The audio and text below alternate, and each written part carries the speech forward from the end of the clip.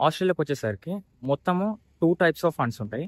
ఒకటి current funds, ఇంకొకటి 3 months old funds. So current funds వచ్చేసరికి మీరు ఎప్పుడైనా చూపించవచ్చు. కాకపోతే ఆ ఫండ్స్ ఎక్కడి నుంచి వచ్చినాయో ప్రూఫ్ ఆఫ్ డాక్యుమెంట్స్ కావాలి. అదే 3 months కింద చూపించినట్టయితే, అంటే మీరు ఆ అమౌంట్ ఏదైతే ఉందో అది మీరు 3 months కింద డిపాజిట్ చేసినట్టయితే అవి ఎక్కడి నుంచి వచ్చినాయి అదంతా అవసరం లేదు. సో జస్ట్ మీకు అమౌంట్ చూపిస్తే చాలు. కొంతమందికి ఈ 3 months ఓల్డ్ ఫండ్ మెయింటైన్ చేయడానికి కష్టంగా ఉండదు. సో వాళ్ళకి ఒక వే ఉంది. ఏంటంటే వాళ్ళు 3 months ఓల్డ్ చూపించలేకపోతే వాళ్ళు కరెంట్ ఫండ్స్ చూపించవచ్చు. కరెంట్ ఫండ్స్ అంటే ఒక 1 month ముందు వేసుకున్నా లేకపోతే 15 days ముందు వేసుకున్నా సరిపోతుంది. సో మీరు ఎప్పుడైతే మీరు ఈ మనీ అరేంజ్ చేసుకుంటారో, అరేంజ్ చేసుకున్నప్పుడు ఆ మనీ మీరు ఒక సోర్స్ నుంచి వచ్చినాయి, సో అందుకే ఇవి 3 months ఓల్డ్ కాదు అని మనం ప్రూవ్ చేయాలి.